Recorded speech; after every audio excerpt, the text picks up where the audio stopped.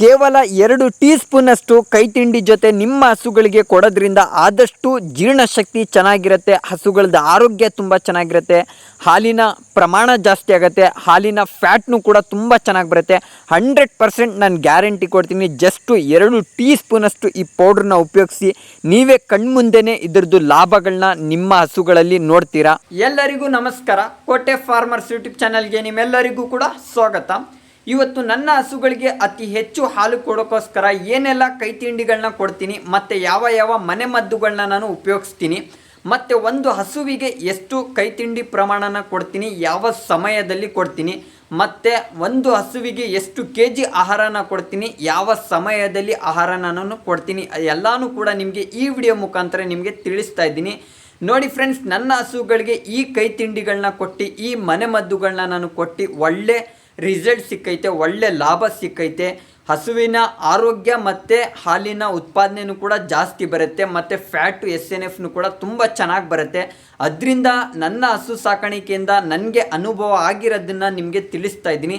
ದಯವಿಟ್ಟು ಈ ವಿಡಿಯೋನ ಪೂರ್ತಿ ನೋಡಿ, ನಿಮ್ಮೆಲ್ಲರಿಗೂ ಕೂಡ ಉಪಯೋಗ ಆಗುತ್ತೆ. ನಿಮ್ಮೆಲ್ಲರ ಹಸುದು ಆರೋಗ್ಯ ಮತ್ತು ಹಾಲಿನ ಉತ್ಪಾದನೆ, ಫ್ಯಾಟ್, SNF ಎಲ್ಲನೂ ಕೂಡ 100% ಜಾಸ್ತಿ ಆಗಲೇ ಆಗುತ್ತೆ, ನಾನು ಗ್ಯಾರಂಟಿಯಿಂದ ನಿಮಗೆ ಹೇಳ್ತೀನಿ. ಬನ್ನಿ ಈಗ ವಿಡಿಯೋನ ಸ್ಟಾರ್ಟ್ ಮಾಡೋಣ ಫ್ರೆಂಡ್ಸ್. ನೋಡಿ ಫ್ರೆಂಡ್ಸ್, ನನ್ನ ಹಸುಗಳಿಗೆ ನಾನು ತಿವಾನ ಫೀಡ್ನ ಆಯ್ಕೆ ಮಾಡಿದ್ದೀನಿ. ಯಾಕಪ್ಪ ತಿವಾನ ಫೀಡ್ನೇ ನಾನು ಆಯ್ಕೆ ಮಾಡಿದ್ದೀನಿ ಅಂದರೆ, ತಿವಾನ ಫೀಡಲ್ಲಿ ನನ್ನ ಹಸುಗಳಿಗೆ ಆದಷ್ಟು ಹಾಲಿನ ಉತ್ಪಾದನೆ ತುಂಬ ಚೆನ್ನಾಗಿ ಬರ್ತೈತೆ, ಫ್ಯಾಟು ತುಂಬ ಚೆನ್ನಾಗಿ ಬರ್ತೈತೆ, ಎಲ್ಲಕ್ಕಿಂತ ಹೆಚ್ಚಾಗಿ ಹಸುವಿನ ಆರೋಗ್ಯ ತುಂಬ ಚೆನ್ನಾಗೈತೆ. ಅದರಿಂದ ನಾನು ತಿವಾನ ಫೀಡ್ನ ಆಯ್ಕೆ ಮಾಡಿದ್ದೀನಿ. ಅಂದರೆ ನಾನು ನಂದಿನಿ ಫೀಡ್ನು ಕೂಡ ಉಪಯೋಗಿಸಿದ್ದೀನಿ, ಕಾರ್ಗಿಲ್ ಫೀಡ್ನು ಕೂಡ ನಾನು ಉಪಯೋಗಿಸಿದ್ದೀನಿ. ತಿವಾನ ಫೀಡು ಹೆಚ್ಚು ಕಮ್ಮಿ 5 ತಿಂಗಳಿಂದ ಉಪಯೋಗಿಸ್ತಾ ಇರೋದು. 5 ತಿಂಗಳಲ್ಲಿ ನನ್ನ ಹಸುವಿನ ಆರೋಗ್ಯ ತುಂಬಾ ಚೆನ್ನಾಗೈತೆ, ಹಾಲಿನ ಉತ್ಪಾದನೆಯೂ ಕೂಡ ತುಂಬ ಚೆನ್ನಾಗಿ ಬರ್ತೈತೆ. ಯಾಕಂದರೆ ತಿವಾನ ಫೀಡಲ್ಲಿ 22% ಅಷ್ಟು ಪ್ರೋಟೀನ್ ಐತೆ, ಫ್ಯಾಟ್ ಅಂಶ 0.5 ಐತೆ, ಜಿಂಕ್ ಅಂಶ 0.8 ಐತೆ, ಫೈಬರ್ ಐತೆ, ಕ್ಯಾಲ್ಶಿಯಂ ಐತೆ, ವಿಟಮಿನ್ ಎ ಐತೆ, ಫಾಸ್ಫರಸ್ ಐತೆ. ಎಲ್ಲ ಪೋಷಕಾಂಶಗಳನ್ನು ಕೂಡ ಬೇರೆ ಫೀಡ್ಗಳಿಗಿಂತ ಹೆಚ್ಚಾಗಿ ತಿವಾನ ಫೀಡಲ್ಲಿ ಪೋಷಕಾಂಶಗಳು ಜಾಸ್ತಿ ಇರೋದ್ರಿಂದ ಹಸುವಿನ ಆರೋಗ್ಯ ತುಂಬ ಚೆನ್ನಾಗಿರುತ್ತೆ. ನಮಗೆ ಆರೋಗ್ಯನೇ ಮುಖ್ಯ. ಯಾಕಂದರೆ ಹಾಲು ಒಂದು ಸ್ವಲ್ಪ ಕಡಿಮೆ ಕೊಡಲಿ, ಹಸುವಿನ ಆರೋಗ್ಯ ತುಂಬ ಚೆನ್ನಾಗಿದ್ದರೆ ಹಸುಗಳು ಏನು ಬೇಕಾದರೂ ಹಾಲು ಜಾಸ್ತಿ ಕೊಡ್ತವೆ, ಫ್ಯಾಟ್ನು ಕೂಡ ತುಂಬ ಚೆನ್ನಾಗಿ ಬರುತ್ತೆ, ಏನು ತೊಂದರೆಗಳಿರಲ್ಲ. ಅದರಿಂದ ನನ್ನ ಹಸುಗಳಿಗೆ ನಾನು ತಿವಾನ ಫೀಡ್ನ ಆಯ್ಕೆ ಮಾಡಿದ್ದೀನಿ. ತಿವಾನ ಫೀಡ್ ಆಯ್ಕೆ ಮಾಡೋದ್ರಿಂದ ನನಗೆ ತುಂಬ ಲಾಭಗಳು ಸಿಕ್ಕೈತೆ. ಅದರಿಂದ ನನ್ನ ಅನುಭವದ ಮಾತನ್ನ ನಿಮಗೆ ತಿಳಿಸಿದ್ದೀನಿ. ನೋಡಿ ಫ್ರೆಂಡ್ಸ್, ಎರಡನೇದಾಗಿ ನಾನು ಪೀಚ್ ಕಂಪ್ನಿದು ರವೆ ಬುಸ್ಸನ ಆಯ್ಕೆ ಮಾಡಿದ್ದೀನಿ. ಯಾಕೆ ಪೀಚ್ ಕಂಪ್ನಿದೆ ರವೆ ಬುಸ್ಸನ ಆಯ್ಕೆ ಮಾಡಿದ್ದೀನಿ ಅಂದರೆ, ಪೀಚ್ ಕಂಪ್ನಿದಲ್ಲಿ ಆದಷ್ಟು ರವೆ ಬುಸ್ಸ ಮತ್ತು ಗೋಧಿ ಬುಸ್ಸ ಎರಡನ್ನೂ ಕೂಡ ಮಿಕ್ಸ್ ಐತೆ. ಈ ಪೀಚ್ ಕಂಪ್ನಿದು ರವೆ ಬುಸ್ಸ ಆದಷ್ಟು ಹಸುವಿನ ದಾವು ತುಂಬಾ ಹೆಚ್ಚಿಸುತ್ತೆ. ದಾವು ತುಂಬ ಹೆಚ್ಚಾದಾಗ ಹಸುಗಳು ನೀರು ಜಾಸ್ತಿ ಕುಡಿತವೆ. ನೀರು ಜಾಸ್ತಿ ಕುಡಿದಾಗ ಜೀರ್ಣಶಕ್ತಿ ತುಂಬ ಚೆನ್ನಾಗಾಗುತ್ತೆ. ಜೀರ್ಣಶಕ್ತಿ ಜಾಸ್ತಿ ಆದಾಗ ಹಾಲಿನ ಇಳುವರಿನೂ ಕೂಡ ತುಂಬ ಚೆನ್ನಾಗಿ ಬರುತ್ತೆ, ಮತ್ತು ಫ್ಯಾಟ್ನು ಕೂಡ ತುಂಬ ಚೆನ್ನಾಗಿ ಬರುತ್ತೆ. ಅದಕ್ಕೋಸ್ಕರ ನಾನು ಪೀಚ್ ಕಂಪ್ನಿದು ರವೆ ಬುಸ್ಸನ್ನು ನಾನು ಆಯ್ಕೆ ಮಾಡಿದ್ದೀನಿ. ನಾನು ಎಲ್ಲದಕ್ಕಿಂತ ಹೆಚ್ಚಾಗಿ ಹಾಲಿನ ಇಳುವರಿ ನೋಡ್ತಾ ಇಲ್ಲ, ಹಸುಗಳದ್ದು ಆರೋಗ್ಯ ನೋಡ್ತಾ ಇದ್ದೀನಿ. ಅದಕ್ಕೋಸ್ಕರ ನಾನು ತಿವಾನ ಫೀಡು ಮತ್ತು ಪೀಚ್ ಕಂಪ್ನಿದು ರವೆ ಬುಸ್ಸನ್ನು ನಾನು ಆಯ್ಕೆ ಮಾಡಿರೋದು. ಈ ಪೀಚ್ ಕಂಪ್ನಿದು ರವೆ ಬುಸ್ಸೆಯಿಂದನೂ ತುಂಬಾ ಲಾಭ ಐತೆ. ನನ್ನ ಹಸುಗಳಿಗೆ ನಾನು ಇದನ್ನು ಕೂಡ 5 ತಿಂಗಳಿಂದ ಉಪಯೋಗಿಸ್ತಾ ಇದ್ದೀನಿ. ತುಂಬಾ ಹಾಲಿನ ಇಳುವರಿ ತುಂಬ ಚೆನ್ನಾಗಿ ಬಂದೈತೆ, ಫ್ಯಾಟ್ನು ಕೂಡ ತುಂಬ ಚೆನ್ನಾಗಿ ಬರ್ತೈತೆ. ಹಸುವಿನ ಮೈಕಟ್ಟಂತೂ ನೀವು ಕೇಳಲೇಬೇಡಿ, ಮೈಕಟ್ಟು ತುಂಬಾ ಚೆನ್ನಾಗೈತೆ, ಶೈನಿಂಗು ತುಂಬ ಚೆನ್ನಾಗೈತೆ. ಅದರಿಂದ ನಾನು ಈ ಪೀಚ್ ಕಂಪ್ನಿದು ರವೆ ಬುಸ್ಸನ್ನು ಕಂಟಿನ್ಯೂ ಮಾಡ್ಕೊಂಡಿದ್ದೀನಿ. ಇದು ನನ್ನ ಅನುಭವದ ಮಾತು ನಿಮಗೆ ತಿಳಿಸಿರೋದು. ನೋಡಿ ಫ್ರೆಂಡ್ಸ್, ಮೂರನೇದಾಗಿ ನಾನು ಬೇಕಿಂಗ್ ಸೋಡಾನ ಆಯ್ಕೆ ಮಾಡ್ಕೊಂಡಿದ್ದೀನಿ. ನಾನು ಟೈಗರ್ ಕಂಪ್ನಿದು ಬೇಕಿಂಗ್ ಸೋಡಾನ ಆಯ್ಕೆ ಮಾಡ್ಕೊಂಡಿರೋದು. ನೀವು ನಿಮ್ಮ ಹಳ್ಳಿ ಕಡೆ ಯಾವುದು ಬೇಕಿಂಗ್ ಸೋಡಾ ಸಿಗುತ್ತೆ ಅದನ್ನು ನೀವು ಆಯ್ಕೆ ಮಾಡ್ಕೊಳ್ಳಿ. ಈಗ ನೀವೆಲ್ಲರೂ ಕೂಡ ಯೋಚನೆ ಮಾಡ್ತಾ ಇರ್ಬೋದು, ಯಾಕಪ್ಪ ಇವನು ಬೇಕಿಂಗ್ ಸೋಡಾನ ಅನ್ನಕ್ಕೆ ಹಾಕೋದನ್ನ ಹಸುಗಳಿಗೆ ಹಾಕ್ತಾ ಇದ್ದೇನೆ ಅಂತ ನೀವೆಲ್ಲರೂ ಕೂಡ ಯೋಚನೆ ಮಾಡ್ತಾ ಇರ್ಬೋದು. ನೀವು ಒಂದು ಸತಿ ಈ ಬೇಕಿಂಗ್ ಸೋಡಾನ ಒಂದು ಸತಿ ಉಪಯೋಗಿಸಿ ನೋಡಿ. ಈ ಬೇಕಿಂಗ್ ಸೋಡಾಯಿಂದ ಏನೆಲ್ಲ ಲಾಭಗಳು ಸಿಗುತ್ತೆ ಅಂತ ನಿಮಗೆ ಪ್ರೂಫ್ ಸಮೇತನೇ ಗೊತ್ತಾಗುತ್ತೆ. 100% ನಾನು ಗ್ಯಾರಂಟಿ ಕೊಡ್ತೀನಿ. ಈ ಬೇಕಿಂಗ್ ಸೋಡಾನ ಜಸ್ಟು 2 ಟೀ ಸ್ಪೂನಷ್ಟು ಉಪಯೋಗಿಸಿ, ಜಸ್ಟು 2 ಟೀ ಸ್ಪೂನಷ್ಟು ಉಪಯೋಗಿಸಿ ಏನೆಲ್ಲ ಲಾಭಗಳು ಸಿಗುತ್ತೆ ನಿಮ್ಗೆ ಗೊತ್ತಾಗುತ್ತೆ. ನೋಡಿ ಫ್ರೆಂಡ್ಸ್, ಈ ಬೇಕಿಂಗ್ ಸೋಡಾ ಉಪಯೋಗಿಸೋದ್ರಿಂದ ಹಸುವಿನ ಜೀರ್ಣಶಕ್ತಿ ಹೆಚ್ಚಾಗುತ್ತೆ, ಹಸುಗಳದ್ದು ಹೊಟ್ಟೆ ಊತ ಇರುತ್ತೆ ನೋಡಿ, ಅದನ್ನು ಬರಲ್ಲ, ಮತ್ತು ಹಸುಗಳಿಗೆ ಗ್ಯಾಸ್ಟ್ರಿಕ್ ಆಗಲ್ಲ, ತುಂಬ ಚೆನ್ನಾಗಾಗತ್ತೆ ನೋಡಿ ಫ್ರೆಂಡ್ಸ್. ಈಗ ಹಸುಗಳನ್ನ ನಾವು ಈ ಥರ ಶೆಡ್ಡಲ್ಲಿ ಕಟ್ಟಾಕಿ ಮೇಯಿಸ್ತೀವಿ, ಅದು ಹೋರಾಡಲ್ಲ ಹಸುಗಳು. ಆ ಟೈಮಲ್ಲಿ ಹಸುಗಳದ್ದು ಜೀರ್ಣಶಕ್ತಿ ಕಡಿಮೆ ಇರುತ್ತೆ. ಈ ಬೇಕಿಂಗ್ ಸೋಡಾ ನೀವು ಉಪಯೋಗಿಸೋದ್ರಿಂದ ಜೀರ್ಣಶಕ್ತಿ ಹೆಚ್ಚಾಗತ್ತೆ. ಜೀರ್ಣಶಕ್ತಿ ಹೆಚ್ಚಾದಾಗ ಹಸುಗಳದ್ದು ಆರೋಗ್ಯ ತುಂಬ ಚೆನ್ನಾಗಾಗತ್ತೆ. ಜೀರ್ಣಶಕ್ತಿ ಹೆಚ್ಚಾದಾಗ ಹಾಲಿನ ಇಂಪ್ರೂವ್ಮೆಂಟ್ ಜಾಸ್ತಿ ಬರುತ್ತೆ, ಫ್ಯಾಟು ತುಂಬ ಚೆನ್ನಾಗಿ ಬರುತ್ತೆ. ಎಲ್ಲದರಲ್ಲೂ ಕೂಡ ಜೀರ್ಣಶಕ್ತಿನೇ ಮುಖ್ಯ. ಹಸುಗಳದ್ದು ಜೀರ್ಣಶಕ್ತಿ ಹೆಚ್ಚಾಗಿದ್ದರೆ ಹಸುವಿನ ಆರೋಗ್ಯ ತುಂಬ ಚೆನ್ನಾಗಿರುತ್ತೆ. ಹಾಲಿನ ಇಳುವರಿನೂ ಕೂಡ ಆಟೋಮೆಟಿಕ್ 100% ಬರಲೇ ಬರುತ್ತೆ. ಫ್ಯಾಟ್ನು ಕೂಡ 100% ಬರಲೇ ಬರುತ್ತೆ. ಈ ಬೇಕಿಂಗ್ ಸೋಡಾಯಿಂದ ನಿಮಗೆ ತುಂಬಾ ಲಾಭಗಳೈತೆ, ತುಂಬ ಅಂದರೆ ತುಂಬಾ ಲಾಭಗಳೈತೆ. ನೀವು ಇದನ್ನು ಉಪಯೋಗಿಸಿ ನೋಡಿ. ಇದನ್ನು ನಾನು 1 ವರ್ಷದಿಂದ ಉಪಯೋಗಿಸ್ತಾ ಇದ್ದೀನಿ. 1 ವರ್ಷದಿಂದ ಈ ಬೇಕಿಂಗ್ ಸೋಡಾಯಿಂದ ತುಂಬಾ ಲಾಭಗಳು ನಾನು ನೋಡಿದ್ದೀನಿ. ಹಸುವಿನ ಆರೋಗ್ಯ, ಚರ್ಮ, ಹಾಲಿನ ಇಳುವರಿ, ಗ್ಯಾಸ್ಟ್ರಿಕ್ಕು, ಹೊಟ್ಟೆ ಊತ ಆಗಲಿ, ಮತ್ತು ಹಸುವಿನ ಜೀರ್ಣಶಕ್ತಿ ಎಲ್ಲನೂ ಕೂಡ ತುಂಬ ಚೆನ್ನಾಗಿರುತ್ತೆ ನೋಡಿ. ಇದನ್ನು ಒಂದು ಸತಿ ಉಪಯೋಗಿಸಿ ನೋಡಿ, 100% ನಿಮಗೆ ಗ್ಯಾರಂಟಿ ಕೊಡ್ತೀನಿ. ತುಂಬ ಕಂಟಿನ್ಯೂ ಮಾಡ್ಕೋತೀರಾ ನೀವು ಇದನ್ನು, ಯಾವುದೇ ಕಾರಣಕ್ಕೂ ಇದನ್ನು ಬಿಡಲ್ಲ ನೋಡಿ ಫ್ರೆಂಡ್ಸ್. 4ನೇದಾಗಿ ಅನ್ನಕ್ಕೆ ಹಾಕೋ ಉಪ್ಪನ್ನ ನಾನು ಆಯ್ಕೆ ಮಾಡ್ಕೊಂಡಿದ್ದೀನಿ. ಈ ಉಪ್ಪಿಂದನೂ ಕೂಡ ತುಂಬ ಲಾಭಗಳೈತೆ. ನೀವು ಒಂದು ಸತಿ ಉಪಯೋಗಿಸಿ ನೋಡಿ, ತುಂಬ ಲಾಭಗಳೈತೆ. ಇದನ್ನು ಕೂಡ ಜಸ್ಟ್ 2 ಟೀ ಸ್ಪೂನಷ್ಟು ಫೀಡ್ ಜೊತೆ ಕೊಡಬೇಕು ಅಷ್ಟೇ. ತುಂಬ ಚೆನ್ನಾಗಿ ಲಾಭಗಳೈತೆ. ಇದರಿಂದ ಫ್ಯಾಟ್ ಆಗಲಿ, ಪ್ರೋಟೀನ್ ಆಗಲಿ, ಮತ್ತು ಅಯೋಡಿನ್ ಇರೋದ್ರಿಂದ ತುಂಬ ಚೆನ್ನಾಗಿ ಇದರಿಂದನೂ ಕೂಡ ಹಸುಗಳಿಗೆ ತುಂಬಾ ಲಾಭ ಸಿಗುತ್ತೆ. ಇದನ್ನು ಕೂಡ ನೀವು ಒಂದು ಸತಿ ಉಪಯೋಗಿಸಿ ನೋಡಿ, ಇದರದ್ದು ಲಾಭಗಳನ್ನ ನೋಡ್ಬಿಟ್ಟು ನೀವು 100% ಉಪಯೋಗಿಸ್ತೀರಾ. ಇದನ್ನು ಕೂಡ ನೀವು ವಾರಕ್ಕೆ 3 ಸತಿನೂ ಉಪಯೋಗಿಸ್ಬೇಕು. ಬೇಕಿಂಗ್ ಸೋಡಾನು ವಾರಕ್ಕೆ 3 ಸತಿ ಉಪಯೋಗಿಸ್ಬೇಕು. ಈ ಉಪ್ಪನ್ನು ಕೂಡ ವಾರಕ್ಕೆ 3 ಸತಿನೂ ಉಪಯೋಗಿಸ್ಬೇಕು. ಬೆಳಗ್ಗೆ ಸಂಜೆ, ಬೆಳಗ್ಗೆ 2 ಟೀ ಸ್ಪೂನಷ್ಟು, ಸಂಜೆ 2 ಟೀ ಸ್ಪೂನಷ್ಟು ಫೀಡ್ ಜೊತೆ ಹಾಕಿ ಕೊಡಬೇಕು. ಇದರಿಂದನೂ ಕೂಡ ಉಪ್ಪಿಂದ ತುಂಬ ಹಸುಗಳಿಗೆ ಲಾಭ ಐತೆ. ಒಂದು ಸತಿ ಉಪಯೋಗಿಸಿ ನೋಡಿ, ಈ ಲಾಭಗಳು ನೀವು ಕಣ್ಮುಂದೆನೇ ನೋಡ್ತೀರಾ. ಆಮೇಲೆ ಅದನ್ನು ನೀವು ಕಂಟಿನ್ಯೂ ಆಗಿ ಯೂಸ್ ಮಾಡಲೇ ಮಾಡ್ತೀರಾ. 100% ನಾನು ಗ್ಯಾರಂಟಿ ಕೊಡ್ತೀನಿ ನೋಡಿ ಫ್ರೆಂಡ್ಸ್. 5ನೇದಾಗಿ ನಾನು ಖನಿಜ ಮಿಶ್ರಣ ಪ್ಯಾಕೆಟ್ನ ಆಯ್ಕೆ ಮಾಡ್ಕೊಂಡಿದ್ದೀನಿ. ಇದು ನಂದಿನಿ ಕಂಪ್ನಿದು. ನೀವು ಹಾಲಾಗ್ತೀರ ನೋಡಿ, ಅದೇ ಡೈರಿದಲ್ಲಿ ಖನಿಜ ಮಿಶ್ರಣದ ಪ್ಯಾಕೆಟು 100% ಸಿಗತ್ತೆ. ಇದನ್ನು ವಿಚಾರಿಸ್ಬಿಟ್ಟು ಈಸ್ಕೊಂಡು 100% ನಿಮ್ಮ ಹಸುಗಳಿಗೆ ಉಪಯೋಗಿಸಲೇಬೇಕು. ನಿಮ್ಮ ಹಸುಗಳಿಗೆ ಇದು ಉಪಯೋಗಿಸೋದ್ರಿಂದ ತುಂಬಾ ಲಾಭಗಳೈತೆ. ಅಂದರೆ ಹಸುಗಳಲ್ಲಿ ಹೀಟಿಗೆ ಬರೋ ಸಮಸ್ಯೆ ಇದ್ರೂ ಕೂಡ ಕ್ಲಿಯರ್ ಆಗುತ್ತೆ, ಮತ್ತು ಹಸುಗಳಲ್ಲಿ ಗಬ್ಬನು ಕೂಡ ಬೇಗ ಆಯ್ತವೆ. ಆದಷ್ಟು ಈ ಪೌಡ್ರಿಂದ ತುಂಬಾ ಲಾಭ ಐತೆ. ಜಸ್ಟ್ ಇದು 30 ರೂಪಾಯಿ ಪ್ಯಾಕೆಟು. ಹಸುಗೆ ಆದಷ್ಟು ಒಳ್ಳೆ ಲಾಭಗಳು ಸಿಗುತ್ತೆ. ಯಾಕಂದರೆ ಇದರಲ್ಲಿ ಎಲ್ಲ ಥರದ ಪೋಷಕಾಂಶಗಳು ಇರ್ತವೆ.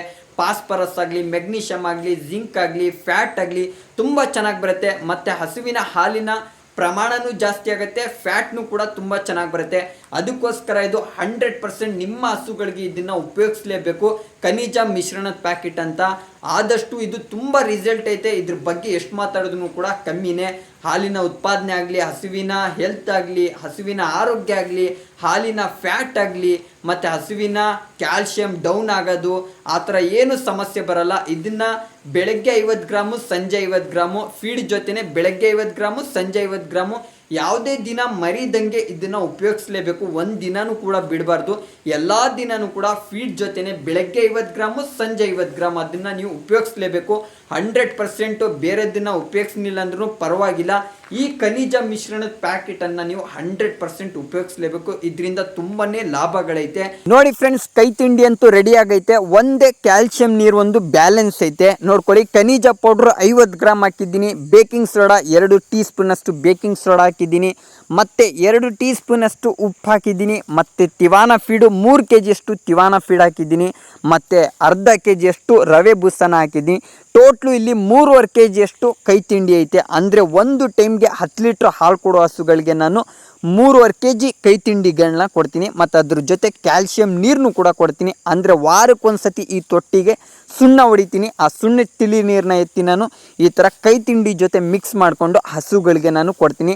ಇದರಿಂದ ಒಳ್ಳೆ ಕ್ಯಾಲ್ಶಿಯಂ ಸಿಗುತ್ತೆ. ಹಸುವಿನಲ್ಲಿ ಹಾಲಿನ ಇಳುವರಿ ಚೆನ್ನಾಗಿ ಬರುತ್ತೆ. ಬೇಗ ಹಾಲು ಡೌನ್ ಮಾಡ್ಕೊಳ್ಳಲ್ಲ. ಕ್ಯಾಲ್ಶಿಯಂ ಡೌನ್ ಆದ್ರೇ ಹಸುಗಳಲ್ಲಿ ಹಾಲು ಡೌನ್ ಆಗೋದು. ಮತ್ತು ಈ ಕ್ಯಾಲ್ಶಿಯಂ ಸಿಗೋದ್ರಿಂದ ಹಸುಗಳಲ್ಲಿ ಶಕ್ತಿ ತುಂಬ ಚೆನ್ನಾಗಿರುತ್ತೆ. ಅದರಿಂದ ನಾನು ಈ ಥರ ಕೈ ತಿಂಡಿಗೆ ಈ ಸುಣ್ಣ ತಿಳಿ ನೀರನ್ನ ಹಾಕ್ಕೊಂಡು ಒಂದು ಸ್ವಲ್ಪ ಕ್ಲೀನಾಗಿ ಮಿಕ್ಸ್ ಮಾಡಿಕೊಂಡು ಹಸುಗಳಿಗೆ ನಾನು ಕೊಡ್ತೀನಿ. ಅಂದರೆ ಈ ಹಸುಗೆ ನಾನು 10 ಲೀಟ್ರ್ ಹಾಲು ಕೊಡ್ತೈತೆ. ಅದಕ್ಕೋಸ್ಕರ ನಾನು ಇದಕ್ಕೆ 3.5 kg ಅಷ್ಟು ಕೈ ತಿಂಡಿ ಕೊಡ್ತೀನಿ. ಅಂದರೆ ಒಂದು ಹಸು 3 ಲೀಟ್ರಷ್ಟು ಹಾಲು ಕೊಡ್ತೈತೆ ಅಂದರೆ 1 kg 200 ಗ್ರಾಮ್ ಕೊಡಬೇಕು. 6 ಲೀಟ್ರ್ ಕೊಡ್ತೈತೆ ಅಂದರೆ 2 kg 400 ಗ್ರಾಮ್ ಕೊಡಬೇಕು. ಅದೇ ಥರ ಒಂದು ಟೈಮ್ಗೆ 10 ಲೀಟ್ರ್ ಹಾಲು ಕೊಡ್ತಾರೋ ಹಸುಗೆ 3.5 kg ಅಷ್ಟು ಕೈ ತಿಂಡಿನ ನಾನು ಕೊಡಬೇಕು. ಮತ್ತು ನಾನು ಹಾಲು ಕರಿಯೋಕ್ಕಿಂತ ಮುಂಚೆನೇ ಕೈ ತಿಂಡಿಗಳನ್ನ ಕೊಡೋದು. ಯಾಕಂದರೆ ಹಾಲು ಕರಿಯೋಕ್ಕಿಂತ ಮುಂಚೆ ಕೊಡೋದ್ರಿಂದ ಅದಕ್ಕೆ ಶಕ್ತಿ ಸಿಗುತ್ತೆ, ಪ್ರೋಟೀನ್ ಸಿಗುತ್ತೆ, ಅದಕ್ಕೆ ಎನರ್ಜಿ ಸಿಗುತ್ತೆ. ಅದರಿಂದ ನಾವು ಹಾಲು ಕರಿಯೋ ಟೈಮಲ್ಲಿ ಯಾವುದೇ ಸಮಸ್ಯೆ ಆಗೋಲ್ಲ. ಎಲ್ಲದಕ್ಕಿಂತ ಹೆಚ್ಚಾಗಿ ಹಾಲು ಕರೆದ ತಕ್ಷಣವೇ ಕೆಲವೊಂದು ಹಸುಗಳು ಕೂತ್ಕೊಂಡು ಬಿಡ್ತವೆ. ಆ ಟೈಮಲ್ಲಿ ಕೆಚ್ಚಲು ಬಾವು ಸಮಸ್ಯೆ ಬರುತ್ತೆ.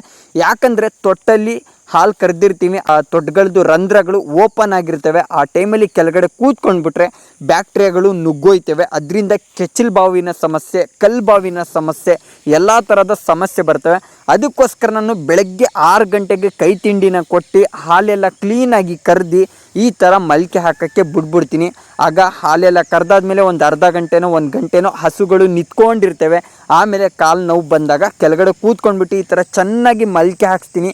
ಬೆಳಗ್ಗೆ 6 ಗಂಟೆಯಿಂದ ಹಿಡ್ದು 10 ಗಂಟೆ ಗಂಟ ಏನು ಆಹಾರನ ಕೊಡಲ್ಲ, ಚೆನ್ನಾಗಿ ಅಂದರೆ ಮಲ್ಕೆ ಹಾಕ್ಸ್ತೀನಿ. ಕೈ ತಿಂಡಿನ ನಾನು ಜಾಸ್ತಿ ನೀರು ಹಾಕಿ ಕೊಡಲ್ಲ, ಆದಷ್ಟು ಡ್ರೈ ಕೊಡ್ತೀನಿ. ಒಣಗಿರೋದನ್ನ ಕೊಡ್ತೀನಿ. ಒಣಗಿರೋದನ್ನ ಕೊಡೋದ್ರಿಂದ ಅದು ಆಹಾರದ ಹೊಟ್ಟೆಗೆ ಸೇರುತ್ತೆ.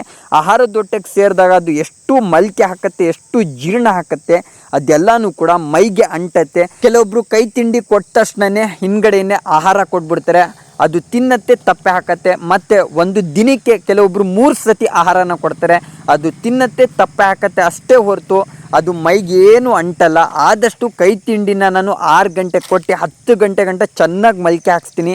ಎಲ್ಲ ಕೈ ತಿಂಡಿಗೂ ಕೂಡ ಮೈಗೆ ಅಂಟತ್ತೆ. ಆ ಟೈಮಲ್ಲಿ ಹಾಲಿನ ಇಳುವರಿನೂ ಕೂಡ ಚೆನ್ನಾಗಿ ಬರುತ್ತೆ, ಫ್ಯಾಟ್ನೂ ಕೂಡ ತುಂಬ ಚೆನ್ನಾಗಿ ಬರುತ್ತೆ. ಈ ಥರ ಮಲ್ಕೆ ಹಾಕಿಸಿ 10 ಗಂಟೆ ಆದಮೇಲೆ ನಾನು ಒಂದೇ ಟೈಮಲ್ಲಿ ಆಹಾರ ಕೊಡೋದು. ದಿನಕ್ಕೆ ನಾನು ಒಂದೇ ಟೈಮ್ ಆಹಾರ ಕೊಡೋದು, ಜಾಸ್ತಿ ಆಹಾರ ನಾನು ಕೊಡೋಕ್ಕೆ ಹೋಗಲ್ಲ. ಒಂದು ಹಸುವಿಗೆ 35 kg ಅಷ್ಟು ಆಹಾರನ ಕೊಡ್ತೀನಿ. ಕೈ ತಿಂಡಿ 3.5 kg ಅಷ್ಟು ಕೊಡ್ತೀನಿ. ರೌಂಡ್ ಫಿಗರ್ 38 kg ಅಷ್ಟು ನಾನು ಒಂದು ದಿನಕ್ಕೆ ಆಹಾರ ನಾನು ಕೊಡ್ತೀನಿ. ಅದರಿಂದ ಚೆನ್ನಾಗಿ ಒಂದೇ ಸತಿ ತಿನ್ನತ್ತೆ. ಒಂದು ಸತಿ ಮಲ್ಕೆ ಹಾಕೊಂಡು ಕೂತ್ಕೊಂಡ್ಬಿಟ್ರೆ ನಾನು ಬೇರೆ ಥರದ ಯಾವುದೇ ಮೇವು ಕೊಡಲ್ಲ. ಈಗ ನೋಡ್ಕೊಳ್ಳಿ, ಈ ಥರ ಒಂದೇ ಸತಿಗೆ 35 kg ಅಷ್ಟು ಮೇವು ಹಾಕಿದ್ದೀನಿ. ಒಂದೇ ದಿನಕ್ಕೆ ಒಂದೇ ಸತಿ ಹಾಕೋದು ನಾನು. ಇದು ಚೆನ್ನಾಗಿ ತಿನ್ಕೊಂಡು ಮಲ್ಕೆ ಹಾಕ್ಕೊಂಡು ಸಂಜೆ 6 ಗಂಟೆ ಗಂಟನೂ ಚೆನ್ನಾಗಿ ಮಲ್ಕೆ ಹಾಕ್ತೇವೆ. ಚೆನ್ನಾಗಿ ಹಾಲೆಲ್ಲ ಬರುತ್ತೆ, ಮೈ ಕಟ್ಟೆಲ್ಲ ಚೆನ್ನಾಗಿರುತ್ತೆ, ಮತ್ತು ಫ್ಯಾಟ್ನೂ ಕೂಡ ತುಂಬ ಚೆನ್ನಾಗಿ ಬರುತ್ತೆ. ನಾನು ಪದೇ ಪದೇ ಆಹಾರನ ಹಾಕಲ್ಲ. ಒಂದೇ ಸತಿ ದಿನಕ್ಕೆ ಒಂದೇ ಸತಿ 10 ಗಂಟೆಗೆ ಮೇವು ಹಾಕಿದ್ರೆ ಸಂಜೆ ಗಂಟ ಯಾವುದೇ ಮೇವು ಹಾಕಲ್ಲ. ತಿರ್ಗಾ 6 ಗಂಟೆಗೆ ಕೈ ತಿಂಡಿ ಕೊಡ್ತೀನಿ. ತಿರ್ಗಾ 6 ಗಂಟೆಯಿಂದ ಬೆಳಗ್ಗೆ 6 ಗಂಟೆ ಗಂಟ ಯಾವುದೇ ಮೇವು ಕೊಡಲ್ಲ. ತಿರ್ಗಾ ಬೆಳಗ್ಗೆ 6 ಗಂಟೆಗೆ ಈ ಥರನೇ ಕೈ ತಿಂಡಿ ಕೊಡ್ತೀನಿ. ತಿರ್ಗಾ 10 ಗಂಟೆಗೆ ಮೇವು ಒಂದೇ ಸತಿ 35 kg ಅಷ್ಟು ಮೇವು ಕೊಡ್ತೀನಿ. ತಿರ್ಗಾ ಹಾಲನ್ನ ಕರಿತೀನಿ. ಆ ಥರನೇ ಮಲ್ಕೆ ಹಾಕ್ಸ್ತೀನಿ. ಆದಷ್ಟು ನೋಡಿ ಫ್ರೆಂಡ್ಸ್, ಪದೇ ಪದೇ ಮೇವುಗಳನ್ನ ಕೊಡೋಕ್ಕೆ ಹೋಗ್ಬಿಡಿ. ಆದಷ್ಟು ಕೈ ತಿಂಡಿಗಳನ್ನ ಕೊಟ್ಟಾದ್ಮೇಲೆ ಚೆನ್ನಾಗಿ ಮಲ್ಕೆ ಹಾಕ್ಸಿ. ಅದು ಮಲ್ಕೆ ಹಾಕಿದ್ರೇ ಮೈಗೆ ಅಂಟೋದು, ಮತ್ತು ಜೀರ್ಣಶಕ್ತಿ ಚೆನ್ನಾಗಿರುತ್ತೆ. ಮತ್ತು ಆದಷ್ಟು ತಪ್ಪೇನು ಕೂಡ ಮಂದ ಬರಬೇಕು. ಈ ಥರ ತಪ್ಪೆ ಮಂದ ಬರಬೇಕು. ಕೆಲವೊಂದು ತಪ್ಪೆಗಳಲ್ಲಿ ನೋಡಿ ಕಾಳು ಆಚೆನೆ ಬಂದ್ಬಿಡುತ್ತೆ. ಆ ಥರ ಬಂದರೆ ಜೀರ್ಣಶಕ್ತಿ ಚೆನ್ನಾಗಿಲ್ಲ ಅಂತ. ನನ್ನ ಮಾಹಿತಿ ಏನಾದರೂ ಇಷ್ಟ ಆಗಿದ್ದರೆ ದಯವಿಟ್ಟು ನನ್ನ ಯೂಟ್ಯೂಬ್ ಚಾನಲ್ನ ಸಪೋರ್ಟ್ ಮಾಡಿ ಅಂತ